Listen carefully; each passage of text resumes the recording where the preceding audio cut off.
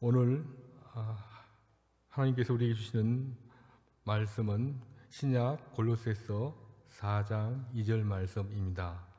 한 구절이므로 함께 봉독하시겠습니다.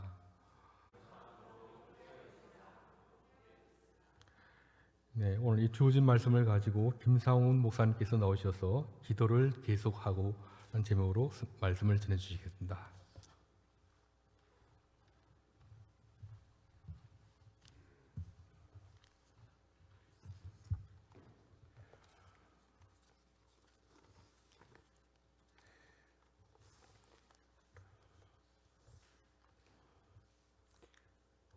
오늘 교회에 많은 좋은 변화들이 있는 게 눈에 띄는데요. 저에게도 전에 없던 변화가 일어나고 있습니다. 그 변화는 바로 부산역이 낯설지가 않다는 것입니다. 세 번째 이렇게 방문을 하게 되니까 부산역에서 더 이상 두리번거리지 않게 되었습니다. 잠깐 머물면서 이용하는 부산역이 그럴 정도니까 우리 경성대학교에는 또 얼마나 더 그렇겠습니까? 제가 올 때마다 반갑게 맞아주셔서 너무 감사합니다. 특별히 오늘 예배의 자리 또 설교의 특권을 허락해 주신 우리 하나님과 또 우리 송필호 담임 목사님 그리고 우리 경성대학교의 성도 여러분 모두에게 감사의 말씀을 드립니다. 잠깐 기도하고 말씀 나누겠습니다. 주의 말씀을 열면 빛이 비치어 우둔한 사람들을 깨닫게 하나이다 하신 시편 119편 130절 말씀처럼 오늘도 주의 말씀을 엽니다. 빛 비추어 주셔서 깨달음 얻는 소중한 시간을 허락해 주십시오. 예수님의 이름으로 기도합니다. 아멘. 20세기 영국의 저명한 목사이자 또 저술가인 마틴 로이드 존스는 기도에 관해서 이렇게 말했습니다. 설교는 점점 쉬워지고 기도는 점점 어려워진다. 또한 자신은 기도를 논하기에는 터무니없이 부족한 탓에 감히 글을 써볼 엄두를 내지 못했다. 이렇게 말을 했습니다. 또 영혼의 기도라는 책을 쓴 20세기 초에 활동한 영국의 저술가 피터 폴사이스는 이렇게 적었습니다. 기도에 대해 쓴다는 건 어렵고 심지어 두렵기까지 한 일이다. 마치 언약궤에 손을 대는 기분이랄까. 오늘 설교 중에 혹시 제가 쓰러지면 언약궤에 손을 댔구나 생각해 주십시오. 그러나 저의 목표는 여러분 마음속에 기도만큼은 꼭 해야겠다 하는 생각을 남기는 것임을 알아주셨으면 좋겠습니다.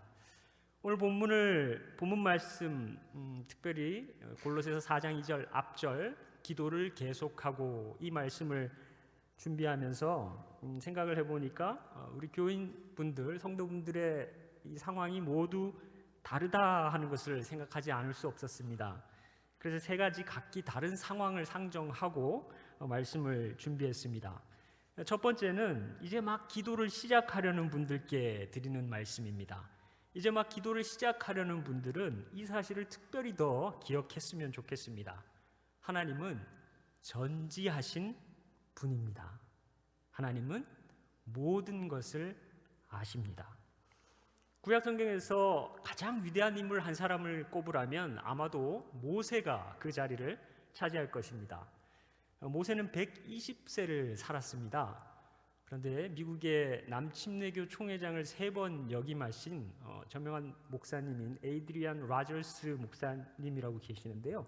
그분이 이 모세의 인생을 40년씩 나누어서 3단어로 요약했습니다. 모세의 인생의 첫 번째 40년은 something의 인생이었다는 것이고 두 번째 40년은 nothing의 인생, 그리고 마지막 40년은 everything의 인생이었다는 것입니다. 왜냐하면 모세의 처음 40년은 이집트 왕자로 사는 something의 삶이었고 살인을 저지르고 광야로 도망하여 산 40년은 살인자요 도망자인 nothing의 삶이었다는 것이고요. 마지막 40년 하나님의 부르심을 받아서 이스라엘의 지도자로 또 출애굽의 역사를 쓰는 마지막 40년은 everything의 삶이었다 이렇게 표현했습니다. 그런 모세를 하나님께서 어떻게 부르셨는지를 살펴보면 이제 막 기도를 시작하려는 분들에게 상당한 용기를 줄 것이라고 생각합니다. 내용은 이렇습니다. 모세가 양을 치고 있었습니다. 그러다가 불붙은 나무를 보는데 이상합니다. 나무가 타지 않습니다. 모세가 의아해하며 떨기나무가 어찌하여 타지 아니하는고, 좀 더 자세히 보려고 가까이 가는데 소리가 들립니다. 모세야, 모세야. 깜짝 놀란 모세가 대답합니다. 내가 여기 있나이다. 하나님께서 말씀하십니다. 가까이 오지 마. 신발 벗어. 여기는 거룩한 땅이야. 하나님께서 자신을 소개하십니다. 나는 내 조상의 하나님이야. 애굽에서, 이집트에서 내 백성 이스라엘이 고통받는 거 다 봤어. 그들의 부르짖음을 내가 다 들었어. 무슨 근심으로 살아가는지 내가 다 알아. 그래서 하나님께서 계획을 말씀하십니다. 그래서 내가 출애굽을 시켜서 이스라엘 백성들을 가나안 땅으로 데려가려고 해. 이제 모세, 네가 가서 내 백성을 이끌어내, 인도해내 라고 말씀하십니다.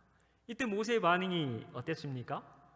할렐루야, 주님 사람 제대로 보셨네요. 제가 그래도 한때는 왕궁에서 살았던 그런 사람 아닙니까? 라며 으스댔습니까? 그렇지 않습니다. 출애굽기 3장 11절 모세가 이렇게 대답합니다. 모세가 하나님께 아뢰되 내가 누구이기에 바로에게 가며 이스라엘 자손을 애굽에서 인도하여 내릴까? 한마디로 저는 못합니다. 요즘 흔히 하는 말로 내가 뭐라고 그 일을 할 수 있겠습니까? 라고 반응합니다. 그러니까 하나님께서 모세에게 말씀하십니다. 모세야, 너 혼자 가는 거 아니야. 내가 함께해. 내가 같이 가는 거야. 그러니까 모세가 그래도 무슨 사인이 좀 있어야 되는 거 아니겠습니까? 그러니까 하나님께서 네 지팡이 던지니까 뱀이 됩니다. 꼬리 잡으니까 다시 지팡이 돼요. 네 손 품 안에 넣었습니다. 빼보니까 끔찍한 피부병이 나 있습니다. 다시 또 빼보니까 깨끗해집니다. 모세가 계속 거부하다가 이제는 하다 하나님, 저는 말을 잘 못합니다. 입이 뻣뻣하고 입이 둔하고 혀가 둔하다고까지 얘기를 해요. 아마 이 부분에서는 엄청 과장했을 겁니다. 입이 뻣뻣하고, 그렇죠? 상상이 되시죠? 그러니까 이제 몇 차례 거부가 이어지니까 하나님께서 노하십니다. 성경 원문에는 하나님이 코에 불을 붙이셨다 이렇게 되어져 있습니다. 직역하면 그렇고요, 의역하면 하나님이 노하셨다. 이 부분에서 아마 하나님의 콧김이 나오지 않았을까 한번 상상해 봅니다. 하나님께서 이렇게 말씀하십니다. 네 형 아론이 있잖아. 아론 말 잘하는 거 내가 알지. 아론이랑 한 팀으로 가. 그럼 되지? 여러분, 이게 하나님 앞에 모세가 처음 만나서 드렸던 기도 내용입니다. 이 장면이 얼마나 하나님께서 하나님께서 나타나시고 또 이스라엘의 역사가 지금 바뀔 아주 중차대한 그런 상황인데, 이 모세의 이 반응을 보면서 또한 얼마나 코믹한가 하는 생각을 하게 됩니다. 그런데 잘 생각해 보면 그것이 인생이고 또 그것이 또한 기도라는 생각이 듭니다. 그런데 하나님 입장에서 한번 생각해 보시겠습니다. 하나님께서 모세야 모세야 하고 이름을 부르실 때 하나님은 모세의 첫 40년이 어땠는지, 그 다음 40년은 또 어땠는지 다 아실 뿐만 아니라 이제 모세야 모세하고 부르셔서 함께 해 나가실 40년도 어떠할지 하나님은 이미 다 아시는 하나님이십니다. 그러므로 오늘 경성대학교에서 모세야 모세야 하고 모세의 이름으로 사실상 여러분을 부르시는 하나님은 여러분이 지금까지 견뎌온 something과 nothing의 인생을 모두 아시고 이제 부르셔서 하나님이 함께 하셔서 만들어갈 everything의 인생을 이미 다 아시는 분이십니다. 심지어 성경은 창세 전에, 세상을 만들기 전에 그리스도 안에서 우리를 택하사라고 말씀합니다. 따라서 모세야 모세야 하고 부름받은 여러분은 여러분의 과거, 여러분의 현재, 그리고 여러분의 미래도 다 하나님께 맡기고 기도할 수 있습니다. 물론 하나님께서 무언가를 말씀하시고 그것을 수용하는 과정에서 이 핑계 저 핑계 대며 거부하는 코미디 같은 상황이 연출될 수 있겠지만 결국 여러분은 모세처럼 고백하게 되실 것입니다. 신명기 4장 7절에 모세의 고백 제가 읽어드립니다. 우리 하나님 여호와께서 우리가 그에게 기도할 때마다 우리에게 가까이 하심과 같이 그 신이 가까이 함을 얻은 큰 나라가 어디 있느냐. 경성대학교 성도 여러분, 기도하십시오. 기도를 계속하십시오. 그래서 기도할 때마다 하나님께서 가까이 하셨다는 고백을 모세와 같이 다 하시게 되는 우리 경성대학교의 성도 여러분들 되시기를 주님의 이름으로 축복합니다. 두 번째는 기도 생활이 좀 익숙한 분들께 드리는 말씀입니다. 제가 여러분들을 개인적으로는 잘 알지 못합니다만 여러분 중에는 저보다 많이 기도하고 오래 기도하고 깊이 기도하는 분들이 계실 것입니다. 기도 생활이 익숙하신 여러분들의 공통된 특징을 제가 하나 말씀드리면 여러분들은 기도 응답에 확신이 있는 분들입니다. 어떻게 그것이 가능할까요? 그것은 하나님께서 전능하시기 때문입니다. 이 성숙한 그리스도인들의 기도는 하나님의 전능하심을 의지합니다. 구약 성경에서 모세와 더불어 가장 위대한 인물 한 명을 더 꼽으라면 그 자리는 아마 엘리야를 위한 자리가 될 것입니다. 엘리야는 구약 성경이 전하는 가장 위대한 선지자 중 한 사람입니다. 특히 기억할 만한 사건은 갈멜산 위에서 있었던 대결입니다. 무려 850대 1의 대결이 펼쳐졌습니다. 여러분 8대 1로 의견이 달라도 얼마나 위축될 만한지 모릅니다. 그런데 엘리야는 홀로 850명의 바알 선지자와 아세라 선지자들을 상대했습니다. 열왕기 18장 19절을 한번 보시겠습니다. 그런즉 사람을 보내 온 이스라엘과 이세벨의 상에서 먹는 바알의 선지자 450명과 아세라의 선지자 400명을 갈멜산으로 모아 내게로 나오게 하소서. 엘리야는 전혀 위축되지 않았습니다. 자신만만합니다. 21절은 이렇게 이야기합니다. 엘리야가 모든 백성에게 가까이 나아가 이르되 너희가 어느 때까지 둘 사이에서 머뭇머뭇하려느냐. 여호와가 만일 하나님이면 그를 따르고 바알이 만일 하나님이면 그를 따를지니라 하니 백성이 말 한마디도 대답하지 아니하는지라. 드디어 두 종교가 공개적으로 서로 겨루는 일이 벌어집니다. 각각 제단에 제물을 올려놓고 기도한 후에 불을 내려서 제물을 태우는 신이 하나님이다라고 룰을 정합니다. 먼저 바알 선지자들이 기도합니다. 열왕기상 18장 26절입니다. 그들이 받은 송아지를 가져다가 잡고 아침부터 낮까지 바알의 이름을 불러 이르되 바알이여 우리에게 응답하소서 하나 아무 소리도 없고 아무 응답하는 자도 없으므로 그들이 그 쌓은 제단 주위에서 뛰놀더라. 아침부터 낮까지 낮부터 저녁까지 기도는 계속되었지만 응답은 없었습니다. 엘리야가 나섭니다. 제단을 쌓고 제물을 올립니다. 그리고 한 발 더 나갑니다. 제물과 제단 위에 물을 부어서 기도 응답의 조건을 더 어렵게 만듭니다. 그리고 이렇게 기도합니다. 18장 36절입니다. 저녁 소제 드릴 때에 이르러 선지자 엘리야가 나와서 말하되 아브라함과 이삭과 이스라엘의 하나님 여호와여 주께서 이스라엘 중에서 하나님이신 것과 내가 주의 종인 것과 내가 주의 말씀대로 이 모든 일을 행하는 것을 오늘 알게 하옵소서.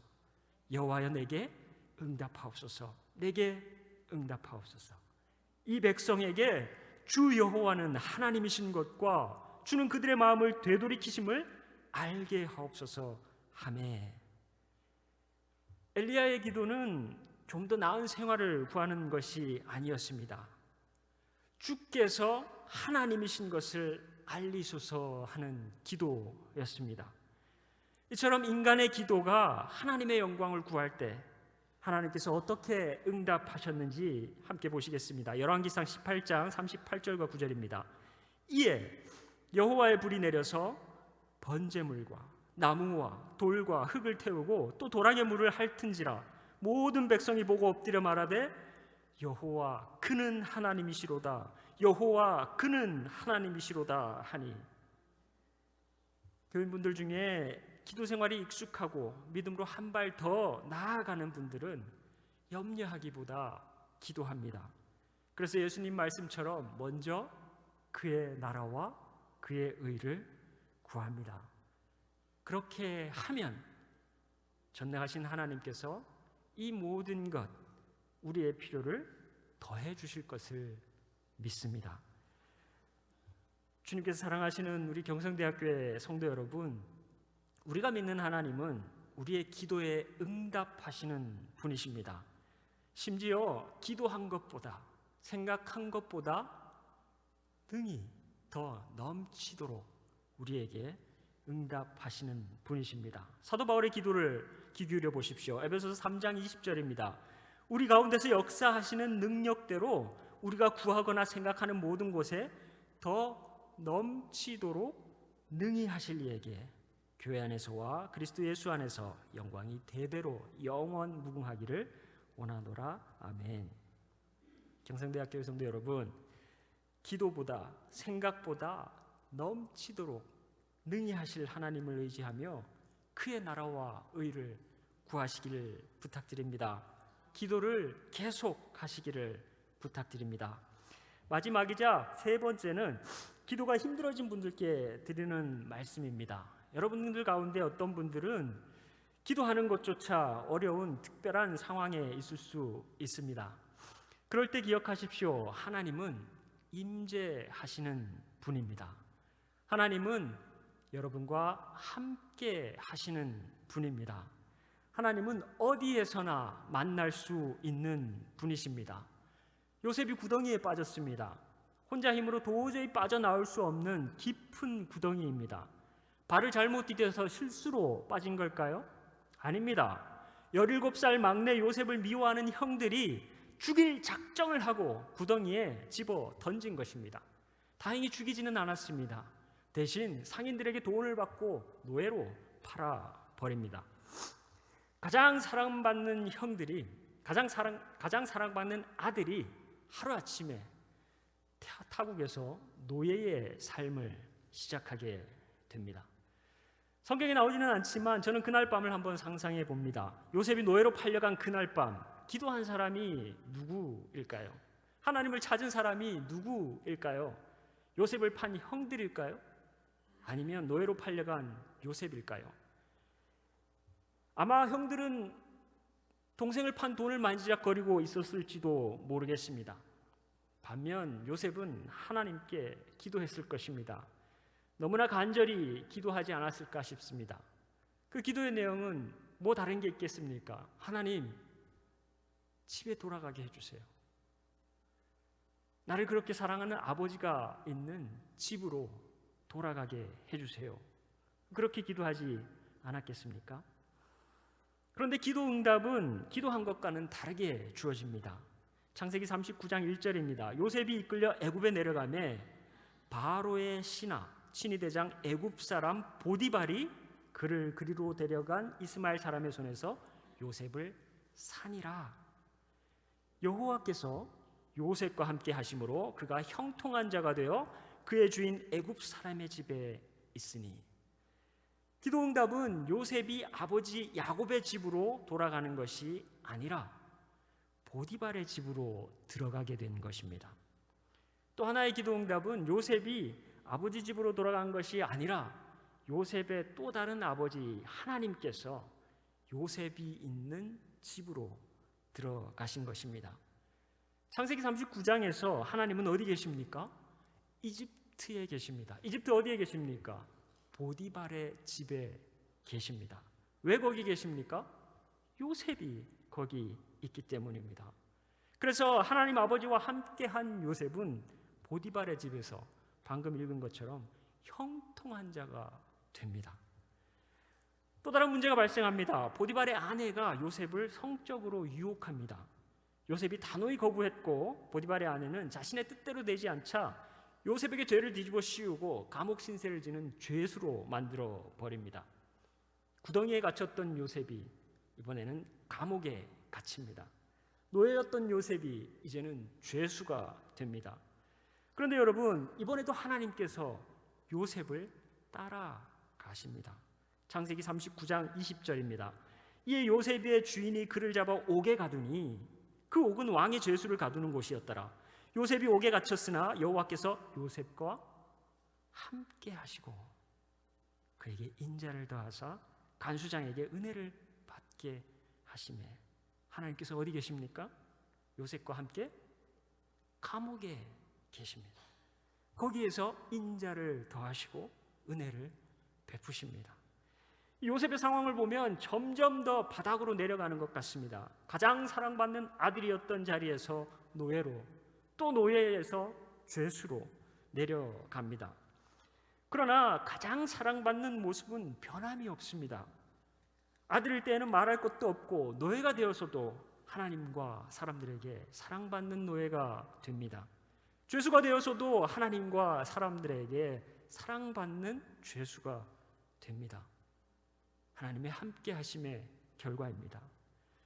여러분은 어떠십니까? 요즘 올라가시는 중이십니까? 아니면 내려가는 중이십니까? 놀라운 점은 하나님은 어느 쪽이냐를 개의치 않으신다는 사실입니다.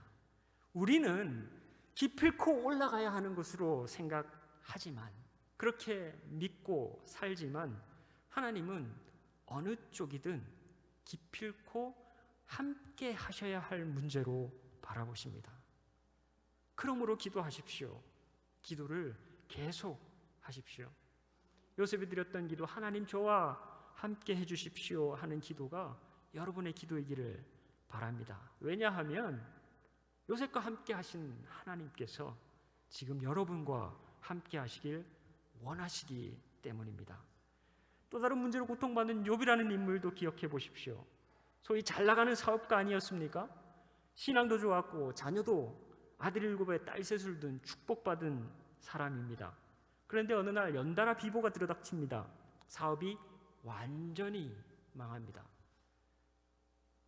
자녀들을 모두 잃습니다. 슬퍼하기도 전에 욥은 몹쓸병에 걸립니다. 추정하기로는 당시 의술로는 도저히 손쓸 수 없는 나병인 것으로 보입니다.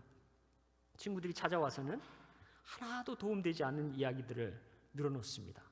하나님 믿는 친구들이 와서 한다는 소리가 죄가 있어서 그렇다는 둥, 회개 기도를 세게 드리라는 둥, 하나님이 이렇게 하실 때는 다 이유가 있으니까 빨리 털어놓으라는 둥, 한마디 한마디 되려 상처만 되는 말들을 도움이라는 이름으로, 조언이라는 이름으로 떠들어댑니다. 이것이 하나님께서 허락하신 시험이라는 것을 욥의 친구들은 조금도 눈치채지 못했습니다. 욥 자신도 몰랐습니다. 고난의 문제를 기도의 문제로 가져가는 법, 고통의 문제를 기도의 문제로 환원하는 법을 친구들은 알지 못했습니다. 말은 많이 했지만 도움이 되지는 못했습니다. 그러다가 결국 욥은 배웁니다. 고난과 고통으로 하나님을 비난할 것이 아니라 그것마저도 하나님께 의탁할 수밖에 없고 의탁해야만 한다는 사실을 깨닫습니다. 욥기 마지막 장에 이르러서 욥은 이렇게 기도합니다. 42장 1절입니다. 욥이 여호와께 대답하여 이르되 주께서는 못하실 일이 없사오며, 좋은 일 이야기하는 것 아닙니다. 무슨 계획이든지 못 이루실 것이 없는 줄 아오니, 역시 좋은 일, 좋은 계획 이야기하는 것이 아닙니다. 무지한 말로 이치를 가리는 자가 누구니까? 나는 깨닫지도 못한 일을 말하였고 스스로 알 수도 없고 헤아리기도 어려운 일을 말하였나이다. 내가 말하겠사오니 주는 들으시고 내가 주께 묻겠사오니 주여 내게 알게 하옵소서. 내가 주께 대하여 귀로 듣기만 하였사오나 이제는 눈으로 주를 배움나이다. 그러므로 내가 스스로 거두어드리고 티끌과 재 가운데에서 회개하나이다. 내가 주께 대하여 귀로 듣기만 하였사오나 이제는 눈으로 주를 배웁나이다. 욥은 달라졌습니다. 파산하고 자녀들을 잃고 병든 몸이 되고 하는 것을 말하는 것이 아닙니다. 그것들을 바라보는 욥의 눈이 달라졌습니다. 전에는 그저 축복의 반대말로 이해했을 것들이 이제는 그것들마저도 하나님께서 축복의 도구로 사용할 수 있다는 사실을 알게 되었습니다. 그렇게 하나님을 더 아는 사람으로 욥은 달라졌습니다. 그래서 로마서 8장 28절은 이렇게 말합니다. 우리가 알거니와 하나님을 사랑하는 자, 곧 그의 뜻대로 부르심을 입은 자들에게는 좋은 일이 합력하여 선을 이룹니까? 아니요, 모든 것이 합력하여 선을 이루느니라. 실패, 사고, 죽을 병도 선을 이루는데 합해질 수 있고 합해진다는 말씀입니다. 예수님은 십자가에서 외치셨습니다. 엘리 엘리 라마 사박다니, 나의 하나님 어찌하여 나를 버리셨나이까. 예수님의 이 말씀은 하나님께 버림받은 원망의 기도처럼 보이지만 사실은 정반대의 기도입니다. 시편 22편을 인용하신 것인데요, 1절 이렇게 시작합니다. 내 하나님이여 내 하나님이여 어찌 나를 버리셨나이까. 어찌 나를 멀리하여 돕지 아니하시며 내 신음소리를 듣지 아니하시나이까. 내 하나님이여 내가 낮에도 부르짖고 밤에도 잠잠하지 아니하오나 응답하지 아니하시나이다. 시편 22편의 시작은 기도에도 하나님은 응답하지 않으시는 것처럼 느껴진다는 것입니다. 그러나 시편 22편은 마무리가 이렇게 됩니다. 27절 28절입니다. 땅의 모든 끝이 여호와를 기억하고 돌아오며 모든 나라의 모든 족속이 주의 앞에 예배하리니 나라는 여호와의 것이요 여호와는 모든 나라의 주제심이로다. 예수님은 십자가상에서, 다시 말해 죽음 앞에서 하나님께 버림받은 것처럼 느껴질 수 있고 하나님께서 돕지 않으시고 듣지 않으시고 응답하지 않으시는 것처럼 느껴질 수 있지만, 요한계시록에서 말하는 것처럼 각 나라와 족속과 백성과 방언에서 아무도 셀 수 없는 큰 무리가 나와서 어떻게 찬양합니까? 구원하심이 보좌에 앉으신 우리 하나님과 어린 양께 있도다 하고 찬양하는 일이 있기까지 하나님의 계획은 중단되지 않고 계속 된다는 이 시편 22편의 확신을 기도하고 계십니다. 경성대학교의 성도 여러분, 여러분 중에 혹시 기도하기 힘든 분이 계십니까? 억울하게 구덩이에 던져줘도, 억울하게 감옥에 갇혀도 하나님은 함께 하십니다. 실패와 사고와 질병으로 받는 고통도 하나님을 더 아는 도구가 될 수 있습니다. 심지어 사랑하는 아들 예수 그리스도의 죽음도 부활의 길로, 구원의 길로 인도하신 하나님께 우리가 기도하지 못할 내용은 하나도 없습니다. 주보를 보면 경성대학교의 올해의 표어가 쉬지 말고 기도하라는 데살로니가전서 5장 17절 말씀으로 되어 있습니다. 2025년 이제 마지막 한 달을 남겨두고 있습니다. 여러분들 지난 11개월 동안 기도의 진보를 이루셨는지요? 마지막 남은 한 달 동안 다시 한번 힘을 내어 쉬지 말고 기도를 계속하시는 여러분 되시기를 주님의 이름으로 부탁드립니다. 결론을 맺겠습니다. 여러분의 마음속에 기도만큼은 꼭 해야겠다 하는 생각이 좀 드시는지요? 이제 막 기도를 시작하는 분이나 기도 생활이 자리 잡고 익숙하신 분이나 기도의 어려움을 겪는 분이나 결국 우리 모두에게 기도는 하나님을 더 알아가고 우리 자신을 더 알아가는 도구입니다.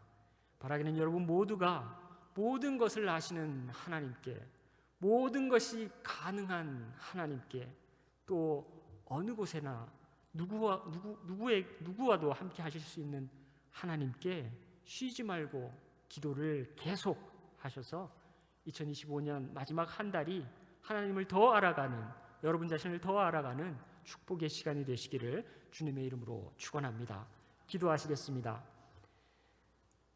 전지 전능 무소부재하시며 임재하시는 하나님께서 저희가 기도를 계속하기 원하시니 저희가 응답하기 원합니다.